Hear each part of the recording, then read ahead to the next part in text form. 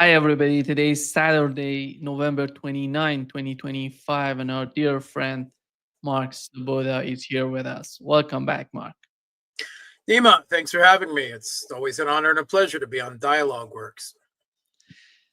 Please subscribe and hit like button, and you can follow Mark on boosty.to, slash the real politic.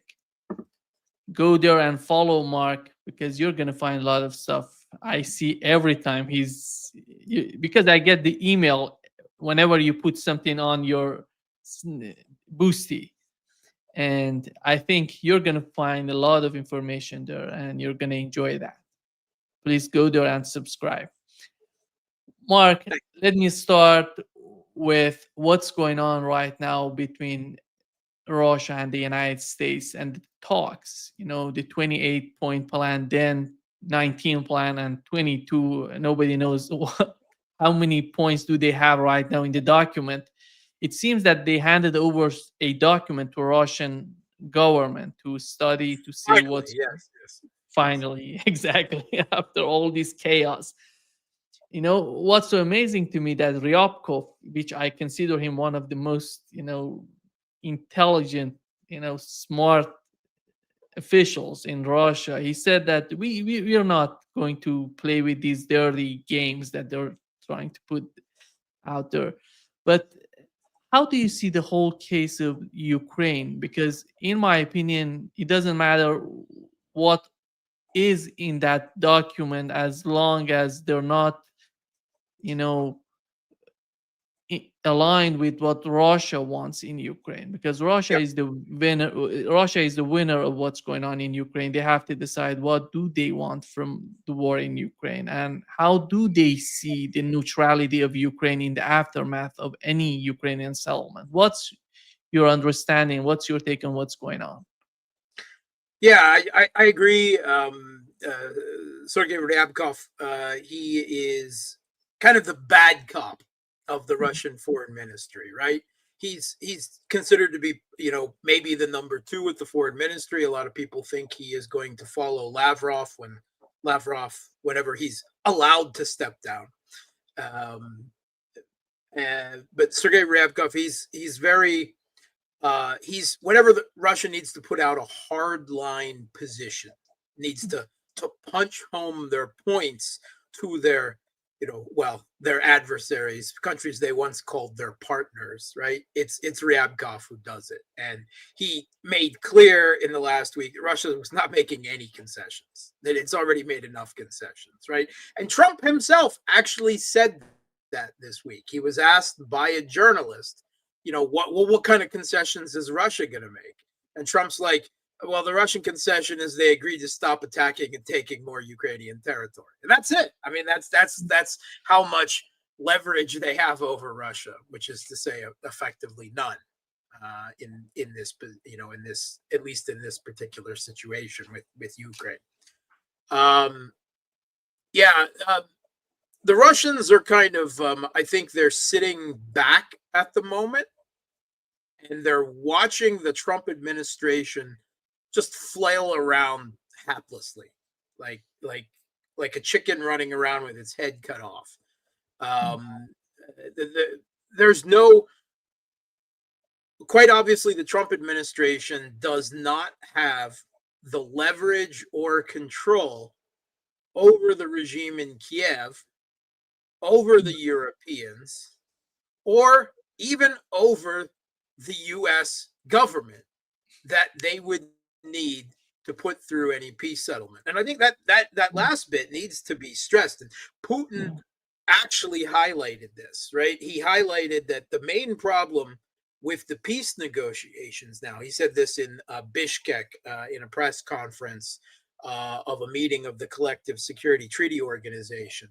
The main problem is the collective West itself, and that there's no agreement amongst them, and of the internal divisions within the United States, right? And right now, I'm counting the people who want this peace process to move forward on whatever terms. On whatever terms. Let's not even talk about whether it's acceptable to Russia yet, but just who want a settlement at this point. I'm counting Trump, Vance, and Witkoff. Maybe Driscoll. We don't really know how he personally feels at this point. We know he's very close, politically loyal, and dependent on Vance and Trump. That's it, right? Most of the rest of his administration does not want this, right? Kellogg didn't want it. Now he's stepping down to be replaced by Driscoll. Rubio obviously wants nothing to do with all of this. He's biting his tongue at everything here. And I think he's just being bought off by saying, well, you let us handle Venezuela, and you let us handle Russia, and you can do whatever you want with Venezuela. I think that's actually some kind of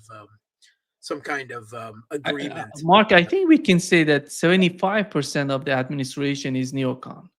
Yeah, absolutely. I mean, I don't know exact numbers, but the majority of it, right? And that's not hard, right? I mean, that's not hard to understand, because when we say neocon in the modern context, right, that's bipartisan, right? It's the neocons took over Washington after the 90s, right? I mean, they took over, the way foreign policy and military policy is think of, right? If you remember back in the 90s, there was this project for a new American century, right? That was the head of the heart of the neocons.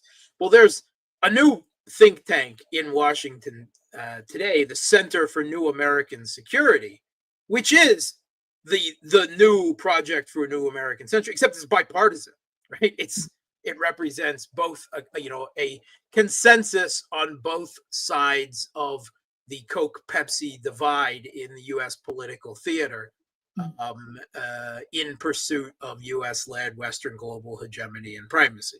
There's a consensus on this. Foreign policy differs very little from administration to administration. Usually, Trump is a bit of an aberration in that regard, not only with regards to his, shall we say, rather amateurish foreign policy, but also his kind of instinctual belief in a transactional relationship. And his idea of a transactional relationship is everyone comes to his court and pays him court and throws money at him, right? I mean, that's the way the Arab country, that's the way to get Trump's favor, right? And if not, he blackmails, like some kind of mafia don. If you don't lower your trade barriers, then my cousin Vinny here, he's gonna come and break your leg and burn down your cousin's house. I mean, that's the way he does, except he's threatening tariffs and everything else. But within his administration, I mean, first of all, again, it's key. I think key to point out that there's no coherent foreign policy vision because there's no agreement. And Trump listens to different people present arguments. And I mean, this is openly discussed in the Western media. And it's not a shock to anyone at this point. Whoever he talked to last that convinced him, that's the view he has for the next 15 minutes, right? Until someone else convinces him otherwise. And obviously that sends the foreign policy going one way, going the other way, going the other way. And, and that's not some kind of 5D chess. No one knows what he's doing. They don't know what they're doing, right? And it leads, of course, to, well, it's a bad situation for the U.S., but it's also a bad situation for the world because they have to deal with an erratic and unstable United States, which, it may not be the hegemon, right, that it aspires to be anymore, but it's still first among great powers in many respects, right, particularly power projection around the world. So it makes it very difficult for other countries to deal with the U.S. foreign policy-wise. And I think the Russian government is getting extremely frustrated with this.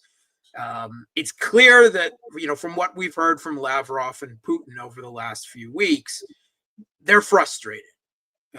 They believed they had an understanding with Trump coming out of Alaska.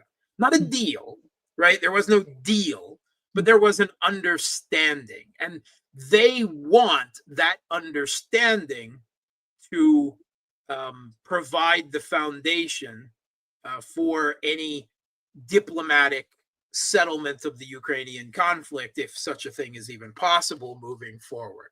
And Trump, coming out of Alaska, just went in the complete opposite direction. He started talking about sending tomahawks, and then put sanctions on Rosneft and Lukoil. Right? When the Russians are like, I thought we talked about this, so that we had an agreement.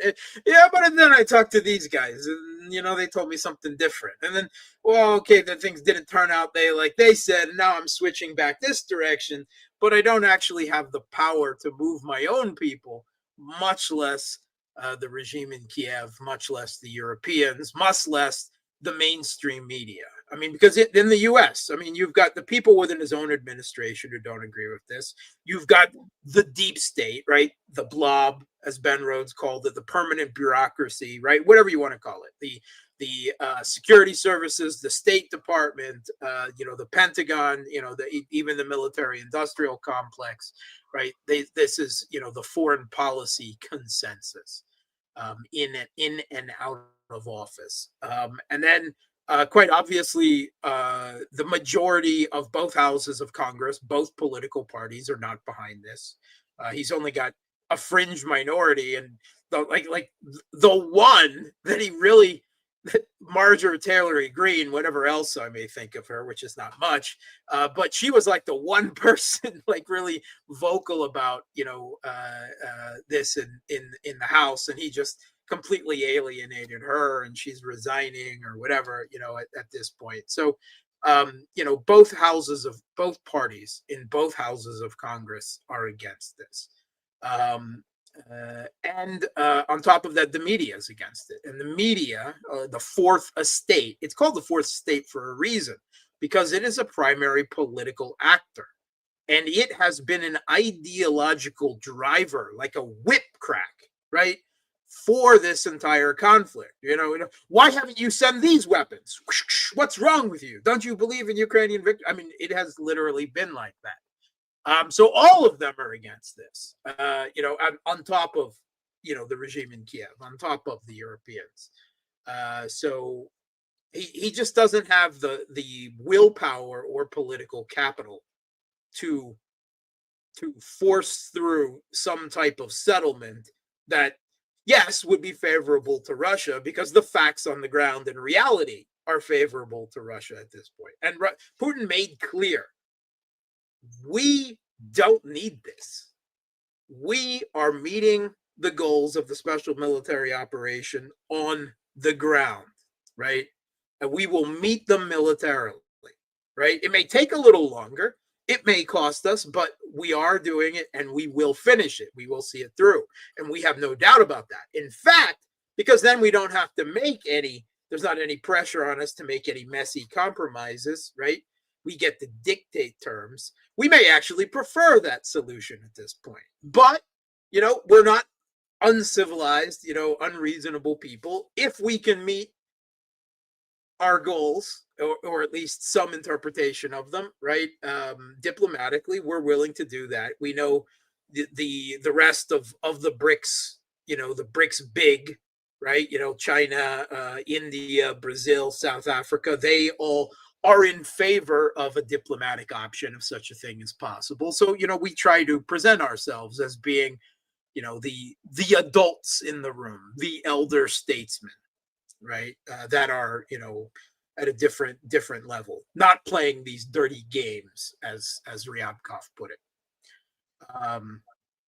But Russia's is extremely frustrated. One of the things on top of not following through, changing its mind, again, Trump is largely responsible for this inconsistency, this instability. But also the U.S. government, as far as Russia is concerned, it's increasingly come to understand that the U.S. is diplomacy incapable, right? Again, part of because the Trump administration, doesn't have control over the U.S. government to a very significant degree, U.S. foreign policy, but also the way that the Russians are used to doing business, right, diplomatically with the United States, with other great powers, is a very serious, formalized, exacting process, right?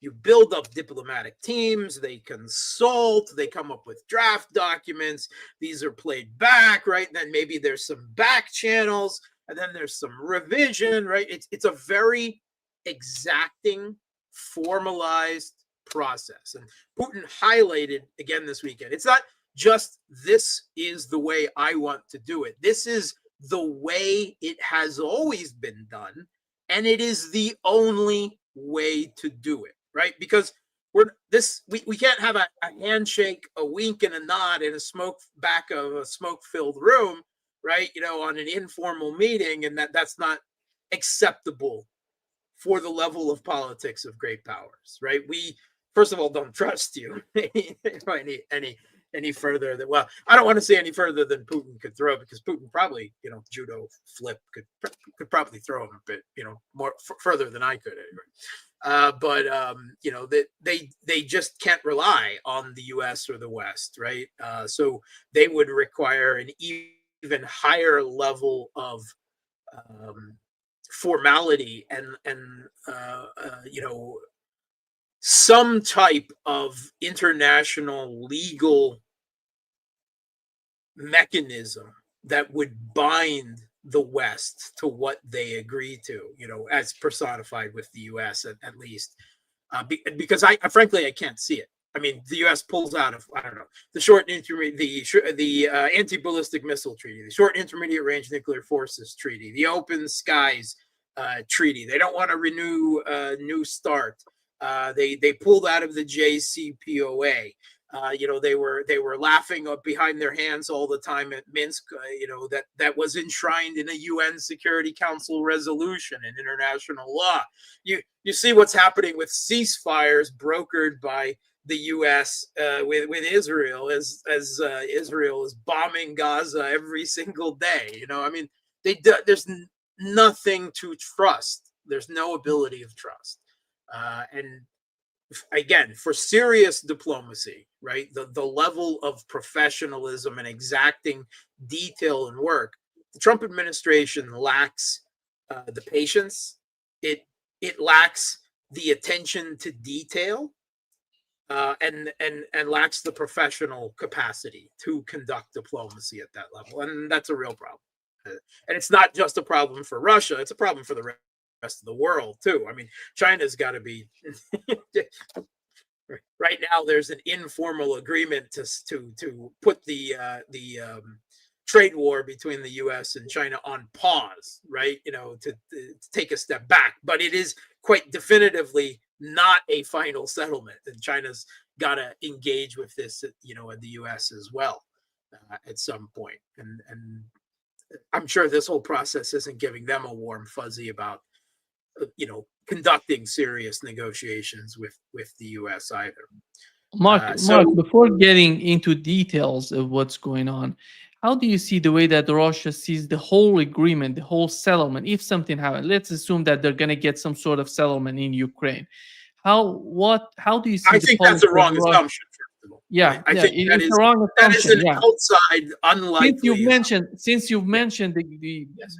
big picture of what's going on, I want to know what is the perception of Russia of any settlement. Who's going to be the guarantor of that settlement if that happens? We know that that's almost impossible, but if that happens, because Putin said recently that if something, a settlement comes along, that must be internationally recognized. But what does that mean, internationally recognized? That's the thing. What does it mean? There's no higher authority, right, to hold the U.S. to account. Ultimately, right, whatever the fiction, whatever the pretext the the Trump administration is trying to put forward, we're some neutral arbiter trying to bring peace to two warring parties. No, the conflict is between Russia and the U.S. at the end of the day, right? That's the way Russia understands it. And they ultimately want to tie the U.S. into this agreement process. But how do they hold the U.S. to account for this? Who knows? I don't know really either, because the way the Trump administration is done, right? Even if Trump agreed to it for 15 minutes or even to the end of his term, what's to stop the next guy who comes into power of just reversing everything Exactly. like Trump did when he came in with the JCPOA, with Iran and everything like that. So I think that ultimately that is a very hot topic for discussion within the Russian Security Council, within the Kremlin, that we can't trust them. We can't guarantee that they will follow, even if they were willing to, even if they had the power, even if they agreed with the facts on the ground, and in order to preserve some type of anti-Russian proxy state in Ukraine, that they managed to somehow force the Kiev regime and the Europeans and achieved consensus within their own government. Even then, how could we trust them for longer than, at the very minimum, the next administration?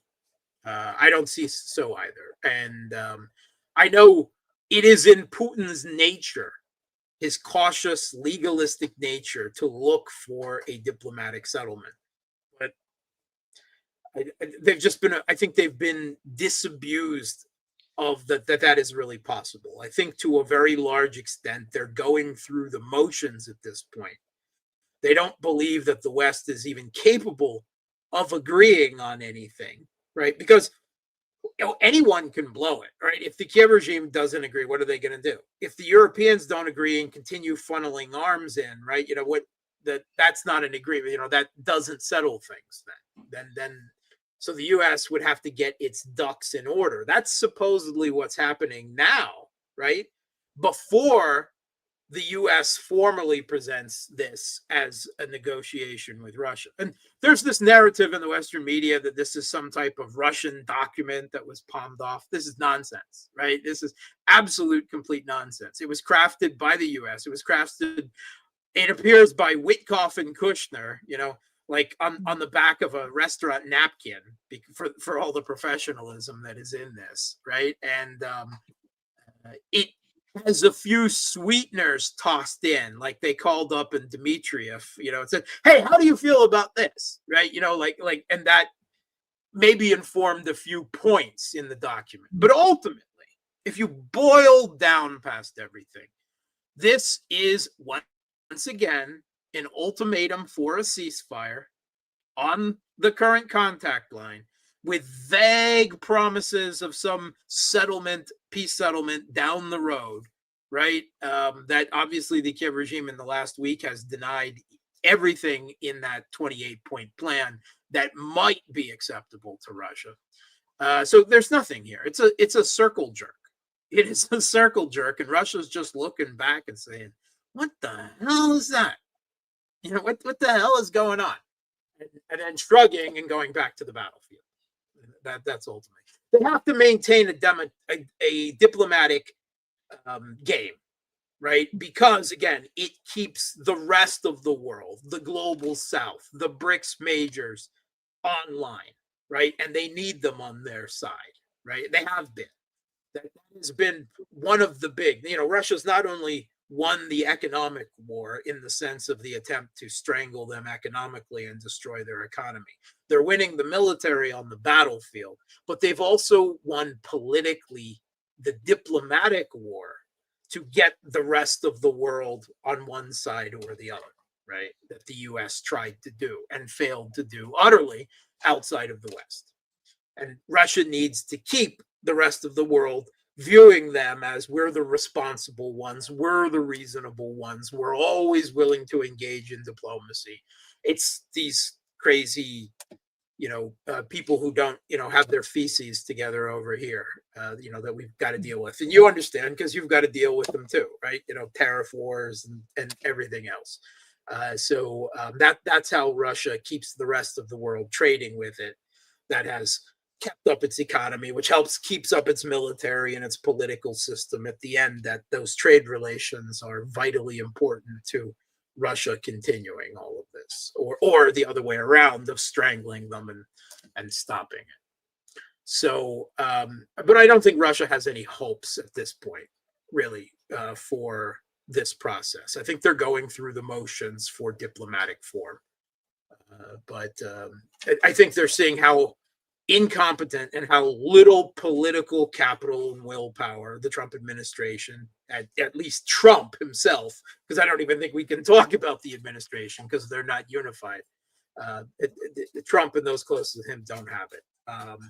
Now, so Trump had his 28-point plan, and what he was supposed to do, right, was to get his own side in agreement first, right? Because before he engages in diplomacy with, negotiate the terms with Russia, it makes sense, right, that he would have to get his own side. That's been a big problem with everything up until now. And most of the negotiations have just been the circle jerk with the West, going round and round and around and around, and Russia's just, have you guys worked your shit out together there yet? And if not, they're all right, whatever. That's still what's going on. And so they had this meeting in Geneva that was supposed to, it was presented last week by the new U.S. envoy to the Kiev regime, Daniel Driscoll, right, the Secretary of the Army. He came there and read them the Riot Act, right? This is an ultimatum. This is the way it's going to be. You're going to sign this by Thanksgiving, and then, we're going to end this shit show, as he said, right? This shit has got to stop, right? He used blunt language like that, which is really what's needed. And they just ignored him, right? And then Geneva happened last weekend, last Sunday, into Monday, and I don't know what happened, because you would think that the U.S. would have leverage over Kiev, but what we heard coming out of Geneva was the Kiev regime. Totally the opposite. Yeah, we heard the exact opposite. We heard so first of all, the people that Zelensky sent to negotiate with the U.S., the two heads, right, of it, were Andrei Yermak, his Grey Cardinal Chief of Staff, and Rustem Umarov, who was formerly the defense minister. Now he's the head of the National Security and Defense Council. And both of those are ones who have been fingered and implicated in this NABU corruption investigation, right, the week before. And I think first of all, we have to understand that NABU and SAPO, these corruption watchdogs, they were envisioned, set up by, and are still largely under the control of the US and the EU. Now, the EU technically pays the bills for them now, but I believe that the US still really controls them. And I believe that last week they turned the green light on for these investigations.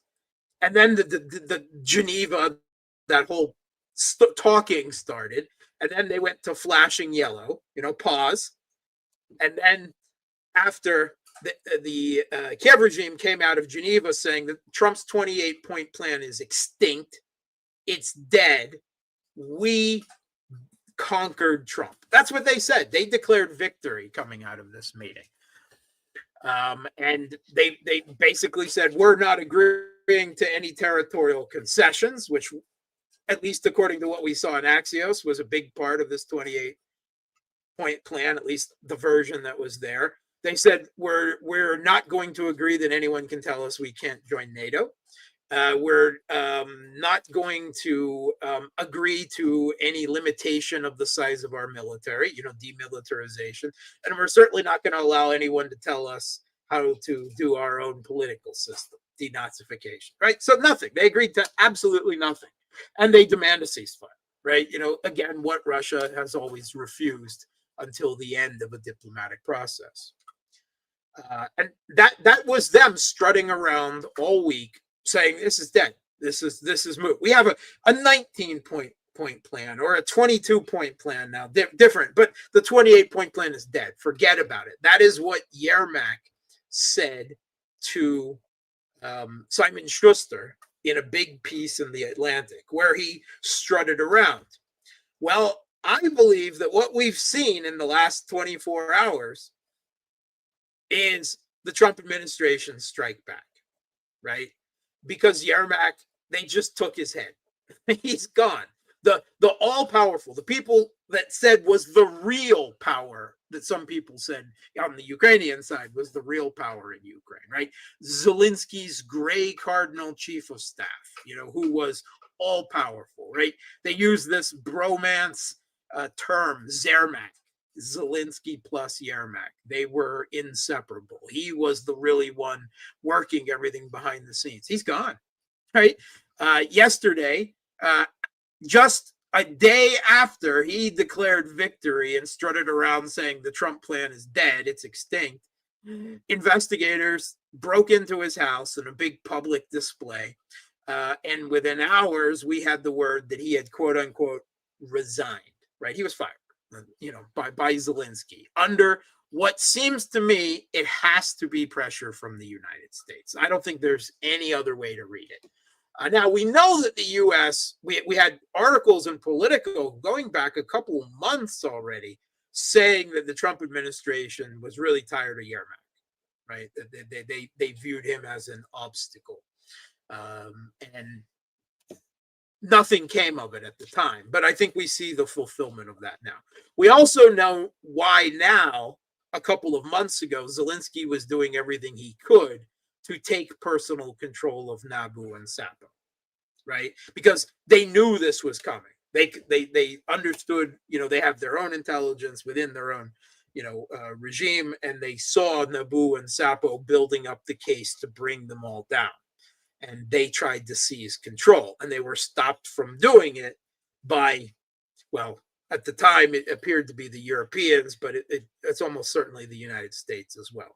And the Europeans are horrified by all of this, right? They understand that this is politically destabilizing the regime at a time of a crumbling all along the contact line and a looming economic catastrophe where the Europeans just can't fund the Kiev regime into next year, at least not without stealing Russia's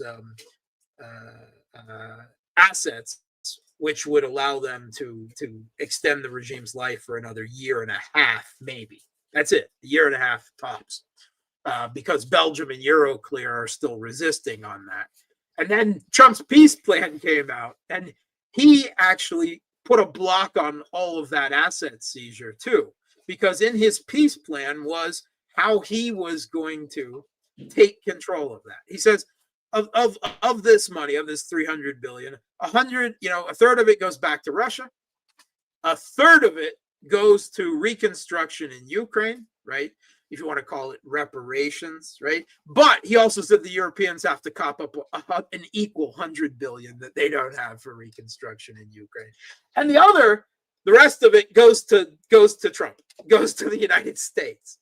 He's claiming part of Russia's assets. Another reason why this 28-point plan was just complete absurdity and nonsense, right? But the Europeans can't very well steal money that Trump's plan calls for him taking.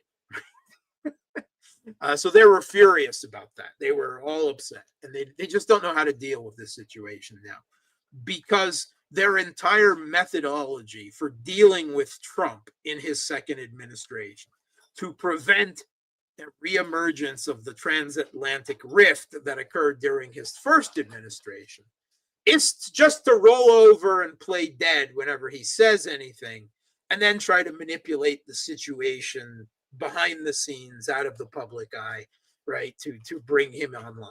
That's been, they just publicly agree to anything, right? That's Mark Rutte calling Trump daddy. That has been, but they've reached a point now where that just doesn't work, because they can't possibly, in their mentality, in their minds, where in their framework of this whole thing, they can't accept any of this. And they're just at a loss. Now, with Yermak forced to resign, that is going to incredibly weaken Zelensky, right? All the knives are going to be out in Kiev now. Now, of course, it wasn't totally the U.S. I believe that the Trump administration gave a green light, right? But there is lots of domestic possibilities behind this as well. One of those is Zelensky's own previous oligarch patron, Igor Kolomoisky, that helped bring him to power, that ran the Servant of the People television show, where Zelensky played someone who accidentally became president of Ukraine. And essentially that's what happened, right? There was a script, and then that script, in some kind of meta situation, right, became reality. And then Zelensky accidentally became president, right? That's kind of the whole thing. The name of his political party is even the name of the TV show, Servant of the People. That was on Kolomoisky's channel, right? But at some point, Zelensky turned on Kolomoisky, perhaps under pressure from the United States. And Kolomoisky, still nominally under investigation and in and out of court, he was laughing about this last week. He's like, Napoleon, as he called Zelensky, because Zelensky also played Napoleon in a TV show on his channel, is dead, right? He's gone, right? And he was celebrating this, that it was, that this is what was going to happen. So obviously he had foreknowledge of this and probably had his hand in this. We've also heard a lot from the former oligarch president of the Kiev regime, Petro Poroshenko, the candy oligarch, whom has been sheltered from Zelensky by the Europeans. He's obviously making a lot of noise. He has dreams of resuming power. You have the mayor of Kiev, Klitschko, whom is one of the Maidan figureheads, who has also become an outspoken opponent. And there's talk that even Budanov, Zelensky's military intelligence chief, the head of the GUR, this psychopath Kirilo, I like the dark Budanov, who talks about killing Russians everywhere in the world. He was a pet creature elevated by the United States from within the Kiev regime's military intelligence when, as the New York Times brags, the CIA came in and took over and rebuilt Ukraine's intelligence agencies from the ground up after 2014. Budanov was their man, right? They were so proud of the GUR under him, right? They brought him right up to the top. He's another figure being talked about. Also, there's some speculation within the Ukrainian Telegram channels that the head of Zelensky's own party, David Arhamia, has had some type of, he certainly had problems with Yermak, and which means he had problems with Zelensky, and that he may, to some degree, behind this. But the green light had to come from the U.S., and then they, worked. They have their people in Nabu and Sapo and so forth, and it came down, and Yermak's scalp was taken. Now, I'm not so sure that's the end of Yermak, right? He immediately expressed his disgust that no one jumped out and defended him. Like, I don't know why he expected anyone to not be happy he was gone, right? Even the people in the administration, everyone despised him. They feared him. They despised him, politically. But he announced, I'm going to the front, right? I'm going to go join the military. Do you want to know why he's joining the military, Nima? Just because he's deeply involved in corruption in Ukraine. He wants to go somewhere not to be. No. Because under current Ukrainian legislation for mobilization, any suspect who joins the military, all investigations and criminal procedures against them are immediately suspended. What a shitbag, huh? That's his get out of jail free card. Don't think he's going to actually go to the front or anything like that. But he's going to put on a uniform, right? That's their plan now to protect him from Naboo and Sampo. My God. Yeah. So don't count Yermak out yet, right? I mean, obviously, he's weakened. Zelensky's weakened. The Trump administration, I believe, was really upset. That, or at least Trump was really upset that they just refused his entire peace plan and tried to dictate the terms of it. And like I said, Yermak strutted his stuff in the Atlantic and in interviews and everything, and then boom, he's gone a day later. That is not coincidence, as far as there's no way.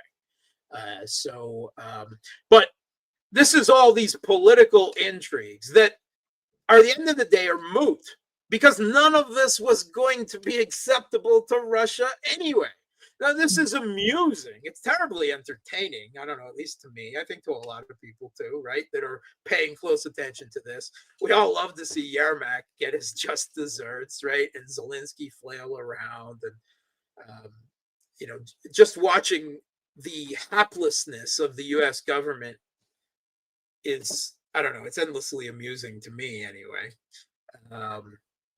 I think, Mark, I think Umarov is one of the best options for the negotiations, because he's somehow... But he's also fingered by all of this. They have all the compromise on him, and all they have to do is give the green light on him, and he's gone too, right? So obviously this is Trump trying to reassert some type of leverage and control over Zelensky. We'll see what happens. But the word out in the last few hours is that the one who is going to be replacing Yermak as the head of the negotiation team with the U.S. is Budanov, is the head of the military intelligence. This Krylu, I like the dark, Banderite, Russian hating to the core. See, that doesn't make me feel good about the future of this process. If he's going to be, even if he's supposedly a creature of the U.S., right, or at least of U.S. intelligence, I don't think that he is psychologically, capable of any type of peace with Russia. I don't. So that, again, it's all moot, because Russia was never going to agree to any of this anyway. They said, we can take this already supposedly extinct 28 peace plan, and we can use it as the basis for talks, right? They didn't say we agreed to it. They obviously didn't. But, we can use it as the basis for talks. But we've got to examine it word for word. That was literally what Putin said. It's literally what they said about this, right? They made clear they did not agree with this. But, of course, they wanted, if someone was going to take the blame for this latest Trump peace push, they wanted it to be the Kiev regime, not them, right? So, of course, they weren't going to say no. And even if Trump could have gotten Kiev and the Europeans on board, and his own government on board, then the Russians were just going to drag things out for months and years in negotiations while they continued to write facts on the ground on the battlefield, right? They weren't going to just sign on some line and there's going to be peace next week. No, they would have dragged things out for months, if not years, right? Until until there weren't any contested points left to argue, because they had settled everything on the battlefield. So ultimately, that's where it's being settled. I mean, all of this is background noise. Like I said, it's entertaining background noise, but ultimately it's not going to result in anything. And the facts continue to be written on the ground, right? And at the end of the day, yes, there's going to have to be some diplomatic recognition, some coming to Jesus moment where the West, just, can they do it? Can they admit that they lost to Russia? I don't know that they can. Mark, how do you see the reports on Telegraph yesterday? They're talking about the Trump administration has decided to recognize the Donbass region as a part of Russia. Yeah. And how is that gonna, because the recognition, the territorial concession is one of the main, Yeah. issues in Ukraine. And you mentioned the three of them, the main Yeah. issues: the limitation of the military, the size of the military, not only the size of the military, but the equipment, the range of the Yes. weapons they have, they're going to Weapons, possess. missiles, everything. Yeah, Yes. There's a whole everything. lit of, yeah. Exactly. So, And NATO membership, I don't know why are we talking about NATO and membership and anymore. also it also left open the possibility of NATO troops on the ground, which as Yeah. far as of the British sending troops in, which as far as Russia concerned is what they went to war to prevent. So they're obviously not going to agree to that either.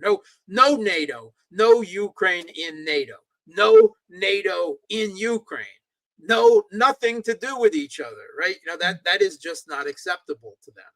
They're so all of this, the West has not accepted defeat yet. And why? They haven't actually been defeated, right? The Kiev regime is being defeated, but even it's not ready to throw in the towel yet. There was just talk again about women. There's a big push for bringing women to the front line, that we can't win without women, and then lowering the mobilization age, even though they've already let hundreds of thousands of young men escape into Germany. That Chancellor Merz was complaining about, saying, "Don't let them here, conscript them." Europeans want war. I mean, they do. They want war with Russia. They want the U.S. to have their back in that, and to ultimately do, of course, the lion's share of the work. But they are not ready for war with Russia. They're not even paper tigers, because even on paper, in their own internal reports about their military, condition, they're all in a terrible, terrible place, militarily wise. And just some of the Russia continues, right? Their military is growing in total size. It's growing in battle experience, which may be they are the most battle tested. They're the only military in the world, other than the Kiev regimes, that is now capable of what is today modern drone and satellite, prevalent conflict. The New York Times just did a piece out this week admitting that Russia is now producing many more missiles on a regular basis than it needs for this conflict, and is stockpiling them. The German defense minister said the same thing a year ago, that Russia was producing more ammunition and more military vehicles than it needs for the conflict in Ukraine, and is stockpiling them. Meanwhile, NATO is tapped out, right? They are, whatever they produce per month is going to the Kiev regime, but that's all they get. And they have cut off the flow of, supposedly, of Patriots and these 12 other missiles, right? 12 other types of interceptor missiles and offensive missiles that they said the Pentagon needs to double or quadruple production of, because we're out. So how can they go to war with Russia? No one has explained that. I think the Europeans are living in a fantasy world. They are imbibing their own Kool-Aid on a regular basis, like a regular unhealthy basis. They are living in a delusional fantasy world. Most of the U.S. and on every other 15 minutes, Donald Trump is too. Occasionally, he seems to have some moments of clarity, but they come and go. So, what is Russia supposed to do with this?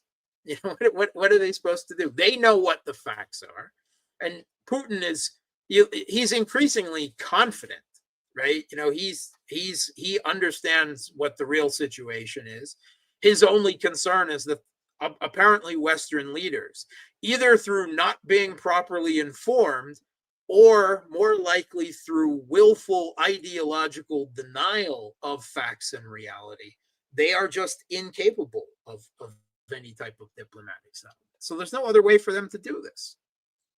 But there's lots of people in the Kremlin that are just happy with that, just peachy, because then there's no messy, compromised outcome.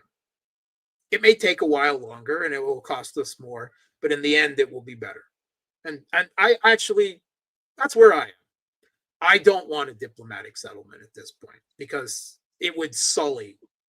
They're obviously not capable of accepting surrender and giving Russia the concessions that would even meet the minimum goals of the special military operation. And I think at this point, right, 3 years past Istanbul, we're way past that. We're way past that. Russians are looking at Odessa and saying, if we don't get Odessa back by the end of this, then it hasn't been worth it, right? They're looking at all of this. They're saying, how do we do denazification, right? Debanderization of Ukraine if we don't do regime change in Kiev? How does that even work? Because I don't know how it works. I don't think it's possible. I think, Mark, denazification can come through the one of the points in the 28-point document is the amnesty to war crimes during the that's the opposite of exactly. You have to go against it. well, You have to that amnesty. That's not in the 28-point plan. That is in the Goncharenko version of it that was released by a Kiev regime Rada member on Telegram.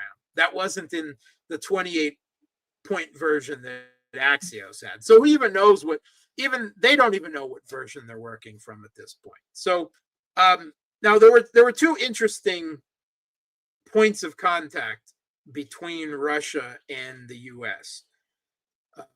Now one was in Abu Dhabi a couple of days ago. And this was essentially a secret meeting taking place between a figure from Russia's FSB, their main intelligence, counterintelligence unit, and Kurilu Budanov again in Abu Dhabi. And what we're told now is they were working on a prisoner exchange, right? That they regularly maintain contact, right? Even, so forth. And that's possible.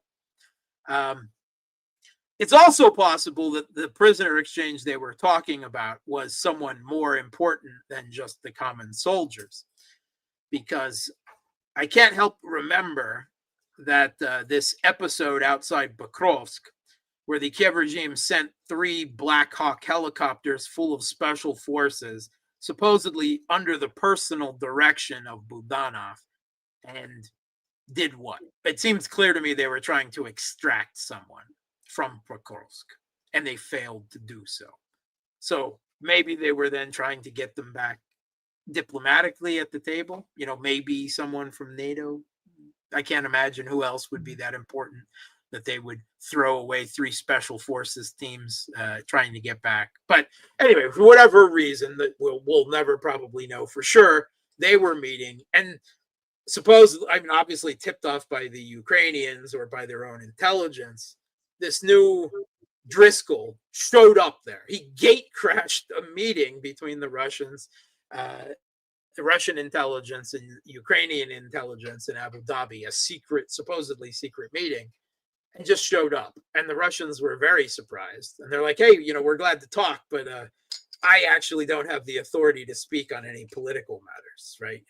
And then now we have what provisionally, because last week we were told that Zelensky was going to meet Trump this week. And now that's not happening because Trump changed his mind on that, evidently, too. And now he says he won't be meeting Zelensky until at the end of a deal, until there's a final agreement. Well, that could change next week, too, as well. But supposedly next week, right, coming into this next week, now Witkoff and Kushner. Why?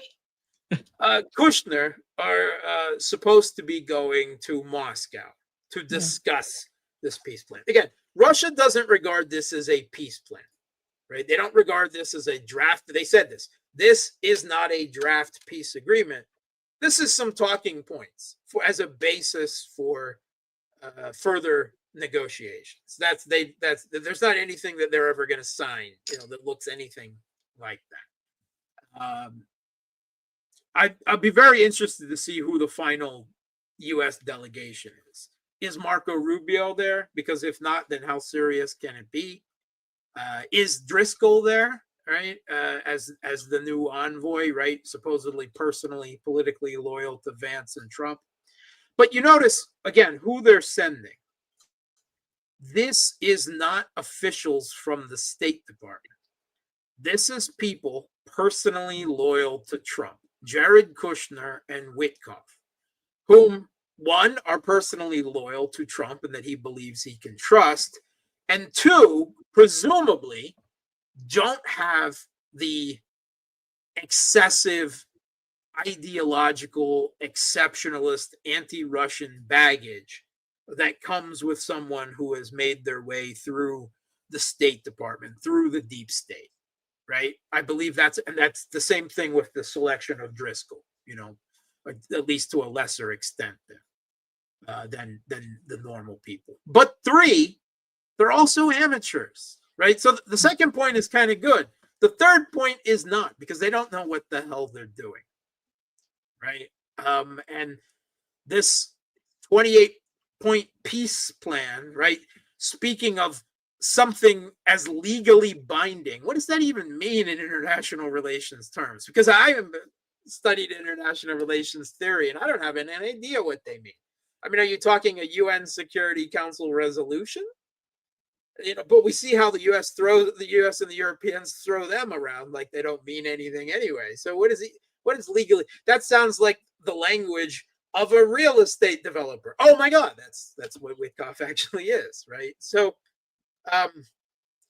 Russia doesn't regard anything that happens below the level of the former Russian foreign ministry talking to the formal American State Department as legitimate, right? They don't regard conversations between Dmitriev and Witkoff as anything more than icebreakers.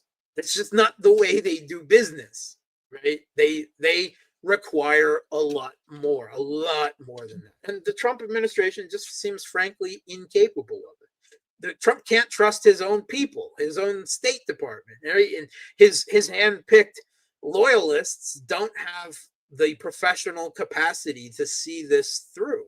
They don't, much less the political will of binding the U.S. behind something that Congress and the deep state and the media and everyone else doesn't agree on. The political parties, So it's, like I said, this is all amusing. I mean, the Trump show is still, as far as reality TV goes, some of the most entertaining out there. But ultimately, all of it is background noise. And the only really important thing is happening on the battlefield. And speaking of the battlefield, I did a show on my own channel a few weeks ago about how the real wonderwaff in this conflict, that the weapons that are having real effects on the battlefield, is the evolution of Russia's conventional weapon systems, not to mention their new strategic systems, but their conventional systems. And their drones, the Garans, the Lancets, the Fabs, the glide bombs now with extended range and jet engines, and the Kiev regime intelligence warned that Russia's producing 120,000 of them a year, which is 333 Fab bombs dropped a day if they were dropping them all. But the word out this last week is the new version, the Garan 3 Black, is now capable of hunting down the Kiev regime's aircraft in the air, right? Before, they were a fire and forget, like a cheap cruise missile type thing, like the originals. But now they are controlled with cameras and operators in real time, with increased jet speed and maneuverability and stealth capability and everything. And the Kiev regime has been using its Western supplied aircraft, right? Its F-16s and presumably the French Mirage 2000s, right? They've been hiding them in West Ukraine and only using them in a limited air defense capacity, where they've been literally hunting down cruise missiles, but mainly drones, right? Like the Garans. Only now the hunted has become the hunter. And now the Garan drones are hunting the Kiev regime's fighter aircraft and their helicopters. So that is a whole new level of air dominance that is upcoming, and can all be done again much cheaper than putting something like Russia's premier, fourth and fifth gen aircraft and fighter bombers at risk. When you can do it for a $50,000 or $100,000 drone, that is that's a game changing reality. Another thing I saw this week is we've talked before, and I'm sure other people have talked about that. One of the essential features of the conflict right now on the contact line and all the way through to the operational rear, because of the high usage of FPV drones on both sides, and increasingly Russian strike drones as well in the logistics in the rear, is building up these nets, right? Nets connected with poles, just entirely covering the roads, right? As to try to help protect them from FPV drones, right? As a disruption to logistics and supply. Well, we've also seen that both sides before have used drones with thermite charges, like flamethrowers, like dragon breathers. Well, now Russia has started to use those on the Kiev regime's supply nets. They're just burning them down. Just you see pictures of a kilometer of road with this big netting covering a kilometer down the road, and the whole thing igniting in flame and burning. It's so surreal, such surreal imagery. It's crazy. But that is the reality of modern conflict. I don't know if you want to call it postmodern conflict, whatever the conflict that is occurring peer today, that the Americans, the NATO countries, they have not instituted. They have no ability to understand, to implement the changes that have occurred here, right? They would be so outclassed fighting the U.S. in a conventional conflict in Ukraine or Moldova or wherever, that I used to worry about a U.S. intervention at the beginning of this conflict back in 2022. I'm not so worried about that anymore, because even certainly the Europeans are absolutely nothing for Russia to fear, except as a human tripwire force that might draw the Americans in.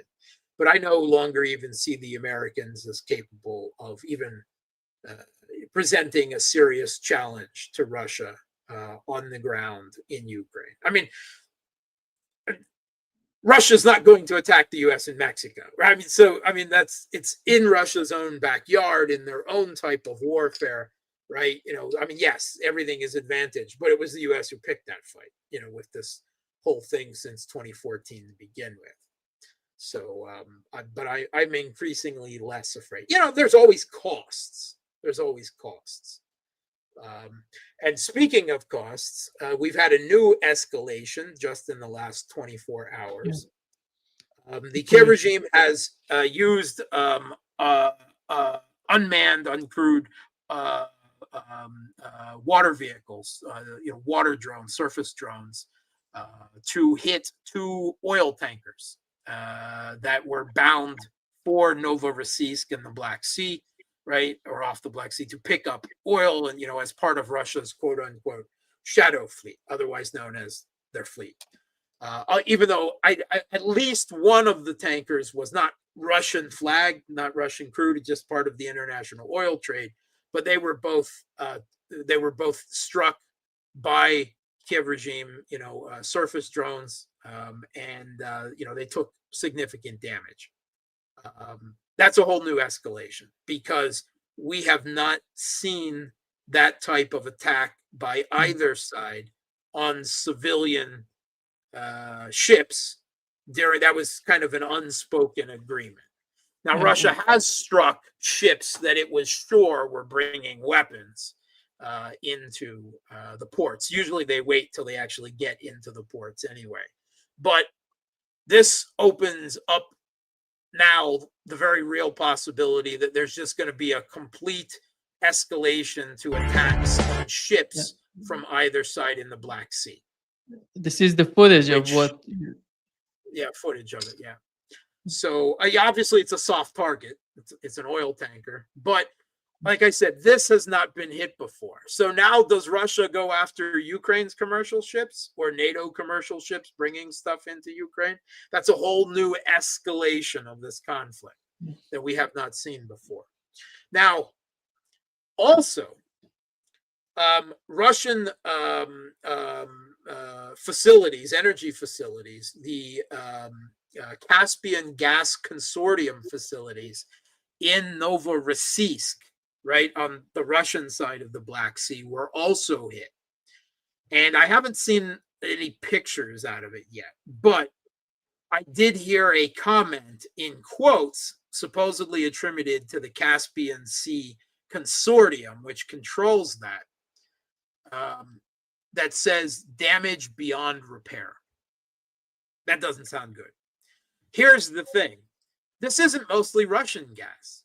This is Kazakh gas. This is gas from Kazakhstan shipped down through the Caspian into the Black Sea and then onward. And not just Kazakh, because the U.S. or energy companies were heavily invested into this.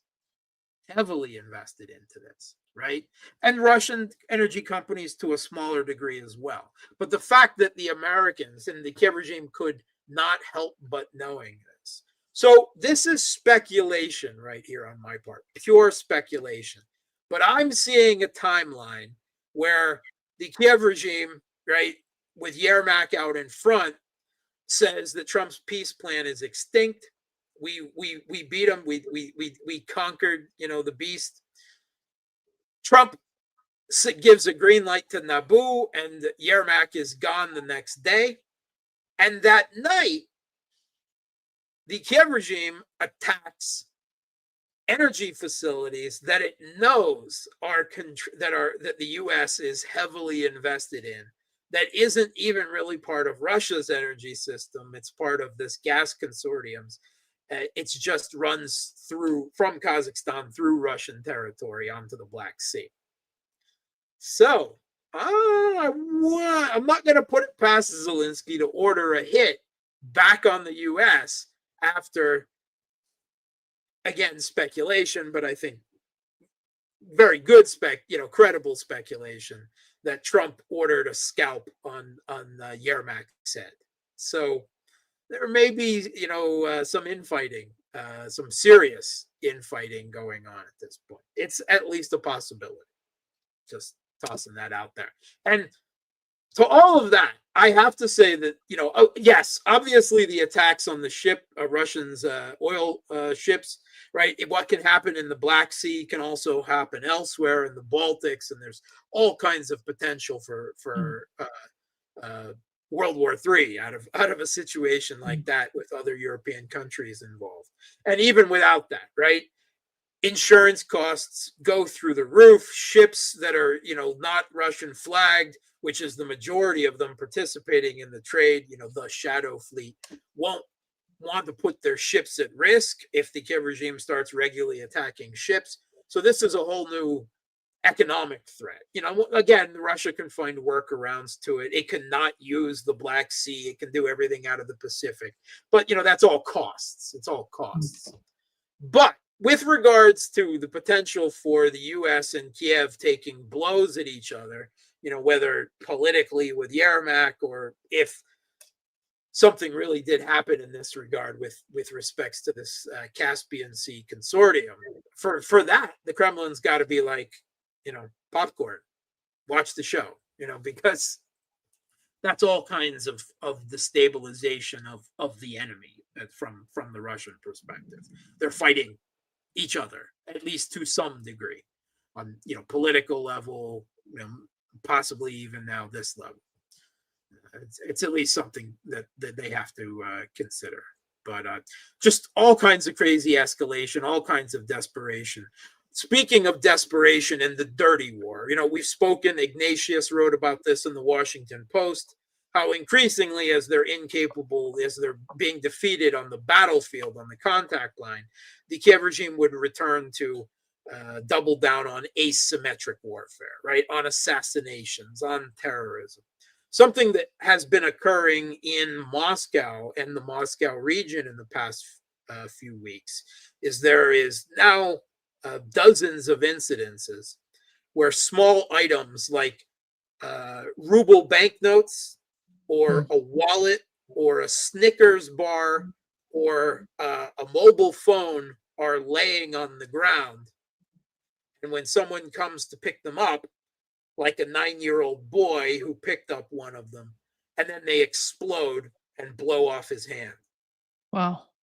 Yeah, that's just pure sadistic, spiteful terrorism against Russian citizens. Right now, like I said, it's not happening on a huge scale yet, but the fact that it's happening at all, and I mean, I don't know 100% certain that it is the Kiev regime and their operatives and agents yet, but 99.5% it almost certainly is. And there's been, again, there's already cautionary videos being put out by Russian media and social media showing what happens. I did one on my own video last night. I put out one of these videos. Don't pick up these things laying on the street. They have to warn people.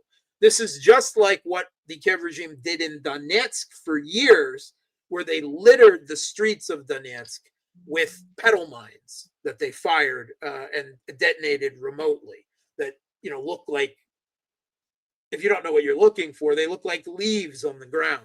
And then you step on them and you lose a leg. These were littered all over the streets of Donetsk for years on a regular basis, such that you got people would identify them and put a bucket over them or something to identify them to other people until the bomb crews got there to disarm them.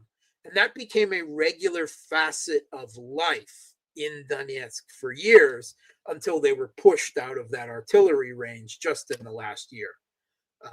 That these things could be fired on. Now we've got some type of operatives or agents or whatever doing that on the streets of Moscow. And again, it's part of dirty war, type of attempt to politically destabilize Russia from within because they can't win on the battle. And of course, Russian mentality, this is going to have, again, always with this sort of thing, it will have the opposite effect. The Russians will just become more angry and more committed, and it will actually make it politically harder for Putin to agree to anything less than forcing a complete surrender, unconditional surrender from the Kiev regime at the end of this. Because how do you go back and say to the Russian people, the people that were blowing the hands off your kids with terrorist bombs, in Moscow, they're going to get amnesty and everything's going to be forgiven and they're going to stay in power in Kiev and so forth. They're making that impossible. Mark, how do you see Germany, and if AfD gets, the power in Germany, how is that going to influence? There's no way that can happen. It can't happen, right? No. All of the political forces in Germany, just like in France, will work. The AfD cannot get a 50% majority on their own.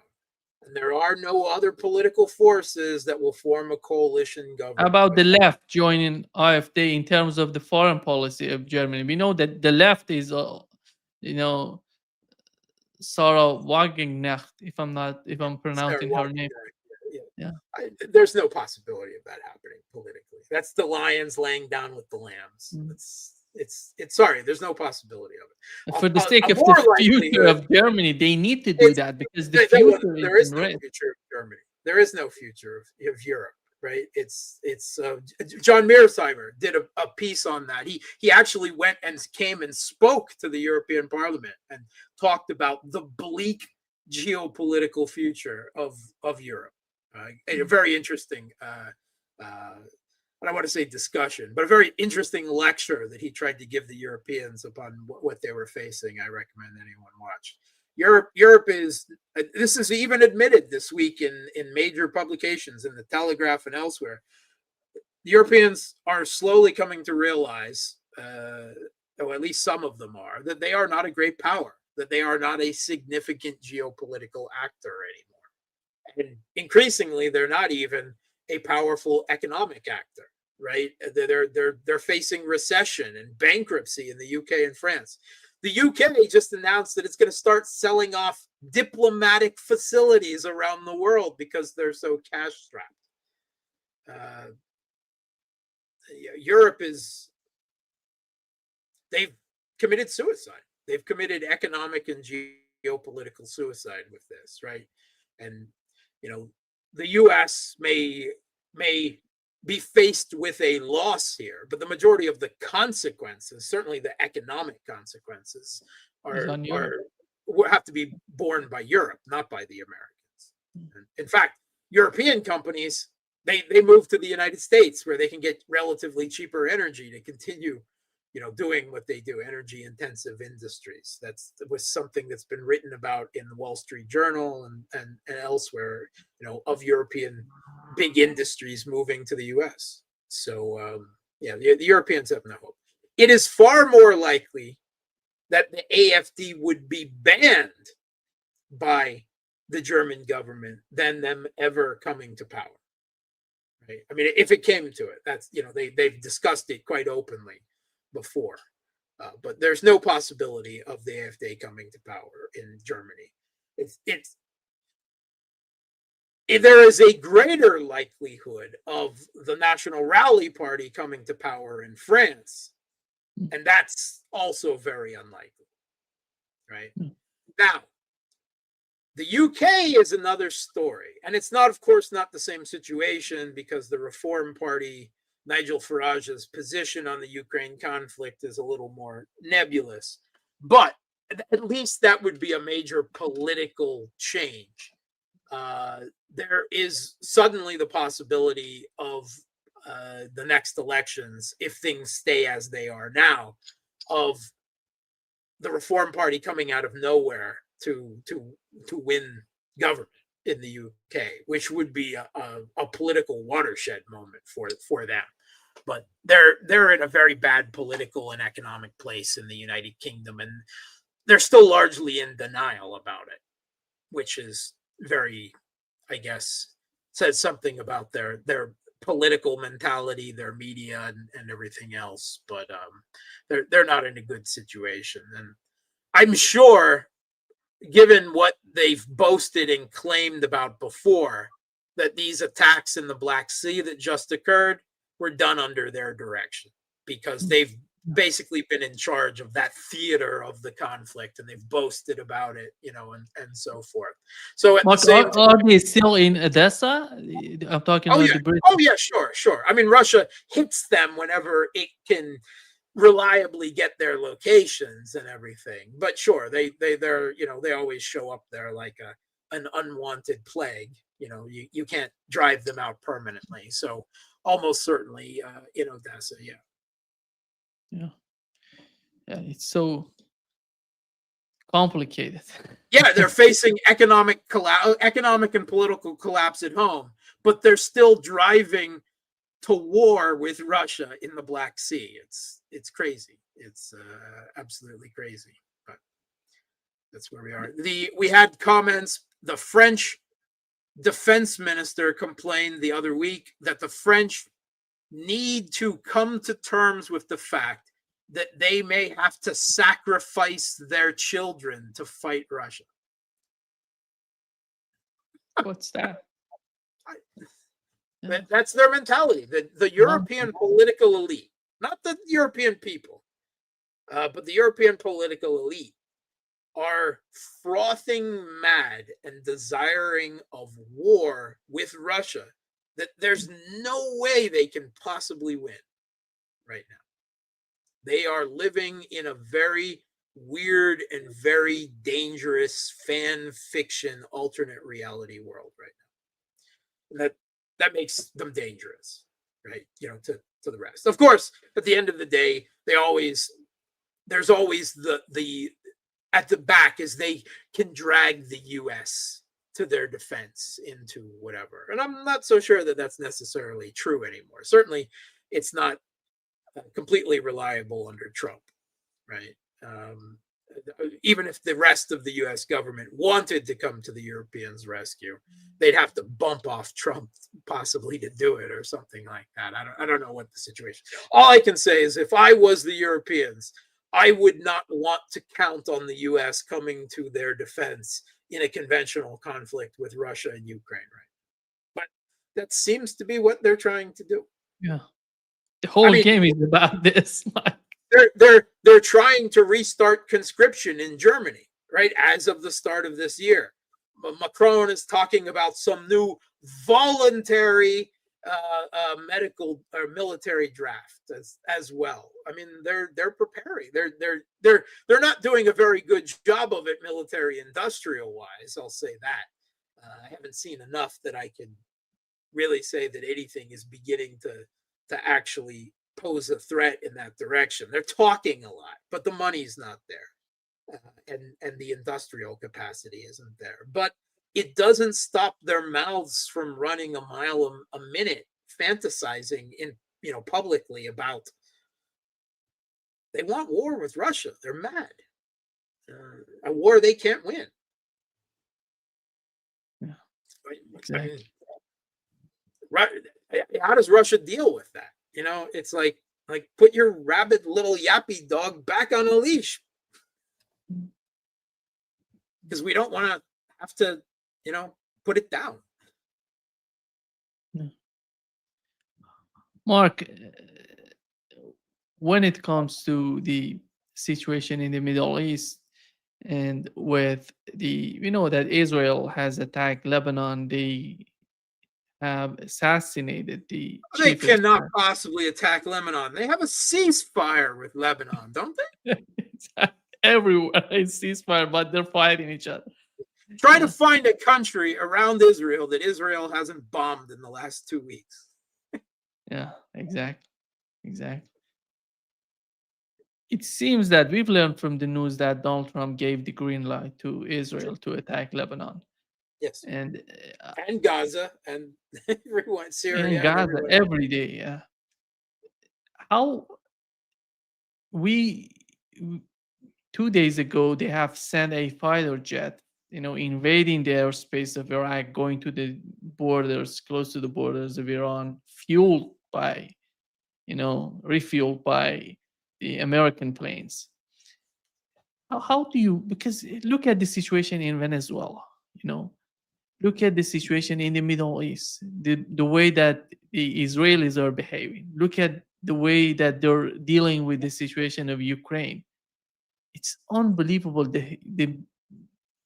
the chaos in the picture, in the big picture that you see. It seems that there is no connection, there is no communication. There is so strange to see that. Even with the Biden administration, we had, at least in the Middle East, they put some sort of limits to the actions that the government in Israel is doing. But it hasn't changed anymore. The whole point with the Biden administration was they're so weak. Biden doesn't function, his brain doesn't function, so everybody knew that, everybody learned that. But how about the Trump administration? It's the same. Yeah, it is. I mean, again, it's just a lack of a coherent foreign policy, right? So we build up a fleet off the coast of Venezuela, and then we're not quite sure what we're going to do with it yet. We want regime change, but we don't want a war. We want to drive them out. We just want pressure. The pressure's not working. Oh, then what are we going to do? We're not sure yet, right? Can we have the opposition fight for us? No, they don't look strong enough for that. Then what are we going to do? The same thing with Iran. The U.S. Israel certainly wants to go back to war with Iran, but the reality is that the U.S. and Israel, as a consequence, does not have enough air defense interceptor missiles, right? They have a critical shortage of these. This has been openly admitted. And Iran just has too much long-range strike capability with missiles and drones now that they need to be able to defend against it, right? The U.S. military bases across the Middle East, Israel, and that's why they had to tap out in the last conflict, was because Israel was starting to get pummeled. The conflict was turning into a long-range strike war of attrition, and it was tilting in Iran's way, right? So they bombed something and said ceasefire, right? And that's why I find it. Of course, I did find it hard to believe that they would go to with Iran that last time, because I knew of this Achilles heel of this air defense interceptor missiles, and ultimately that's why I believe they stopped it, right? Because they came up against it hard, but they hoped that they were going to accomplish regime change with decapitation strikes and Mossad and their operatives on the ground in Tehran, and it didn't work out. I'm sure that is what they are counting on in Venezuela, right? CIA co-opting, bribing, blackmailing Venezuelan generals, political officials, that sort of thing.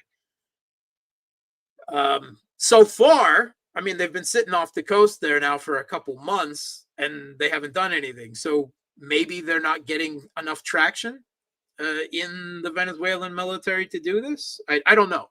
You know, They did it. They did it in Syria. They did it completely in Syria, right? The Syrians, the Russians, and the Iranians were both concerned about other things. Complete intelligence failure, and maybe the Turkish intelligence took the lead, but I'm sure the Americans and British were involved to some degree, and the entire Syrian military, or 90% of it, was bought out, co-opted, bribed, blackmailed, whatever, and threw down their arms. And 15,000 Al-Qaeda fighters overran a 200,000 troop Syrian military in less than 2 weeks. And after the first week, Russia stopped bombing in their defense because it was already pointless at that point, right? And now you've got this uneasy discussions, and we have a recognized Al-Qaeda, ISIS, new Islamic State in Syria, recognized by the United States and the United Nations, and he even came to Moscow and talked to Putin, which I have to admit is too much real politic for this real politique for me to stomach easily, right? But regardless, I don't know what the U.S. is doing. I don't think they have a coherent foreign policy. They want to achieve things that they're just not capable of achieving. We had Trump go off about Nigeria now several times, that he wants to send troops guns blazing into Nigeria, the most populous country in Africa. I'm just floored, at the incoherency of their foreign policy. They want to wind down the war in Russia, right? They tell us, so that they can pivot to China. But instead, they're getting bogged down in the Middle East and South America, and now potentially, I don't know, Africa as well now. It's all very bizarre. We have their new little pet creature in Japan, this Takaichi, this new female prime minister, going all kinds of escalatory on the rhetoric with China, and then China giving a call to it's so strange that Donald Trump needs to call her and say, calm down. Yeah. I mean, that is what was being printed in the headlines in the Western press, is Trump tells Japan, their little yappy dog in the Pacific, to turn down the volume on Taiwan because we've got this trade deal and the Chinese kind of have us over a barrel on the rare earths and stuff. So, it's this administration. I mean, the last administration was bad enough, right? The Blinken-Sullivan administration propping up James Biden's, but at least there was more coherency and at least some degree of higher professionalism than what we see from the Trump administration. And well, ordinarily you would be glad, from the outside, of seeing an incoherent U.S. foreign policy and this lack of professional capability. On the other hand, that unpredictability, that instability, I mean, Putin had spoke about that we want it's better for us to have a reliable opponent that we know what they're going to do than this completely chaotic Trump bomb that we don't know where it's going to go off in the next 15 minutes. It's very hard to make contingency plans for. So, yeah, the world is in a very strange, geopolitically tense moment. Who knows where Trump is going to go off next? And the more he meets with frustration and not being able to do things, that puts him in a more dangerous position. I believe he's looking at Venezuela now, in large part, at least in part, because he failed to achieve anything with Russia that he wanted to. He failed to achieve regime change in Iran. And China is so far off outside the U.S. capability at this point that they just want to pretend that whatever happens over there is something beyond their at least immediate capabilities, which it is. That Venezuela looks like low-hanging fruit. That it looks like they don't need a lot of air defense interceptor missiles in comparison to go after Venezuela, to overthrow Venezuela, right? Venezuela, they may have irregular militias with everyone and their brother having a gun, but they don't have the IRGC. They don't have the missiles and the drones and the Iranian long-range strike capability. So I believe ultimately, but obviously, even that low-hanging fruit is now that they're up close a little higher than they thought it was, or else we would have already seen things go down. Now, we don't know. I mean, Trump supposedly just he just declared the airspace over Venezuela closed. How does he do it? I mean, I guess because everyone's afraid he'll start shooting planes out of the air like he was blowing boats out of the water for the last couple of months. No. And yeah, I mean, that would make me afraid and not want to risk my planes too. But does that mean he's about to attack, or is that just part more of a pressure campaign? We heard that Maduro and Trump in the last 24 hours had a secret, not so secret phone call, right? But then this announcement about the airspace. So that doesn't seem like that conversation went really well. Now, I'm sure Trump told Maduro, hey, get out of there. Go to Russia, go to China, whatever. We don't want you in our hemisphere. And obviously, Maduro has not agreed to that. Or I think we would have heard something by now. So ball back in Trump's court. But what happens now? I don't know. If the U.S. is committed to regime change in Venezuela, there's very little prospect of if they're really committed to it, that won't happen. Governance of Venezuela in the aftermath of that, I mean, that's always the messy process, right? It's the nation building that comes after that is always the hard part, right? It's not going to be that easy, Mark. I think, in my opinion, that's going to destroy the Trump's presidency, the second term, and they're not going to. It's hard to argue against that, considering that even in the U.S., public opinion is against it, and the U.S. will have to ultimately get drawn into it, put troops on the ground, whether they think that they can do it without it or not. Eventually, they won't be able to, and the price of oil will go through the roof, and that will make Trump's real, midterm elections prospect. There's so many complications to this. How does Trump back away at this point, right? After building up this giant fleet and everyone knows what he's really doing, whatever he talks about drugs. Now, saying that, Trump has turned 180 degrees on a dime all the time, right?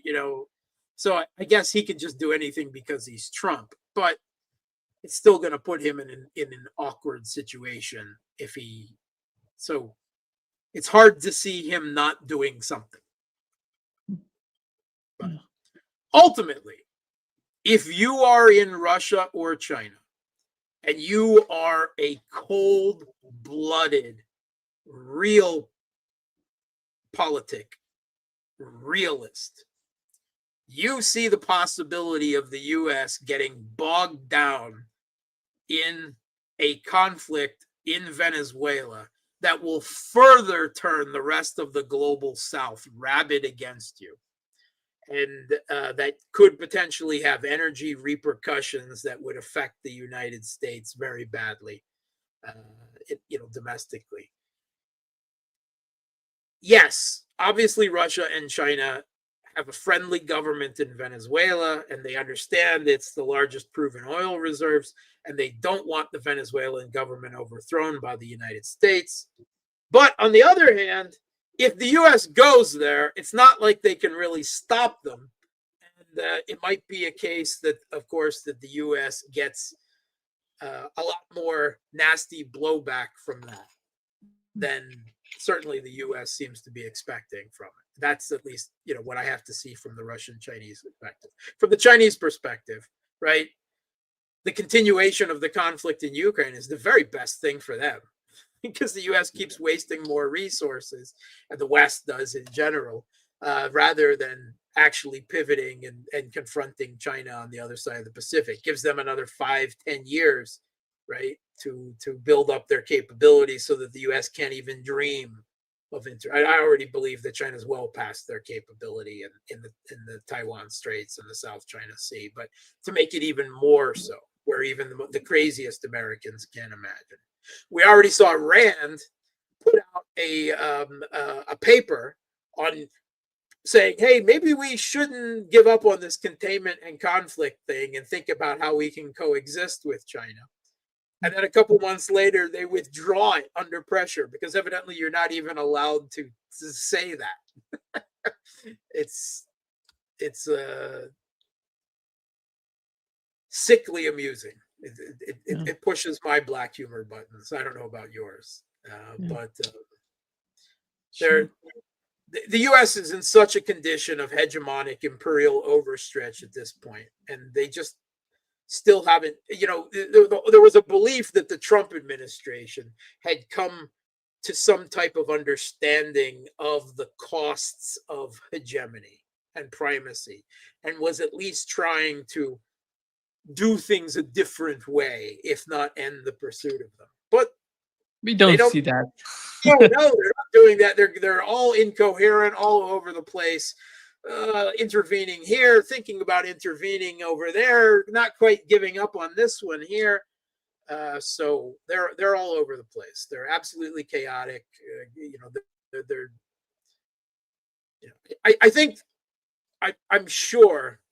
Let me know in the comments, guys. But if there's still anyone out there who believes in Trumpian 5G chess, let me know, because I have a bridge in Crimea I'd like to sell you.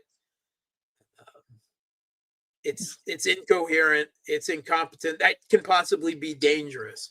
But the Trump administration foreign policy, as such, there isn't a foreign policy. There is Trump's 15-minute reaction, and then the deep state usually fighting back against it. Actually, we've learned the same. We've learned from the Iranian foreign minister. He said that they have reached an agreement three times with the Trump administration, with Steve Witkoff, and every time it was, somehow sabotaged by someone in Washington. I don't know. So diplomacy incapable. I said it. With Russia, it's the same everywhere. Everyone has. I don't think that Steve Witkoff is going to change anything. Russia has to deal with it. North Korea must be like, oh, I'm so glad we don't have to talk to these crazy people again. Let the other guys deal with them. We've got Russia now. We don't need to flirt with the U.S. It's diplomacy incapable. Yeah. And you couple that with increasingly primacy incapable, and again, that's a desperate situation because they have not come to grips with the lowering of their power in that regard, and that can make them do stupid and desperate and risky things. And just a matter of where the chaos bomb ultimately goes off. I know Rubio would love it to go off in Venezuela. That's all. Thank you so much, Mark, for being with us today. Great pleasure, as always. Always fun to shoot the shit with you, Nima, because that just feels like what we were doing. Yeah. See you soon, Mark. See you soon. Bye. Bye bye.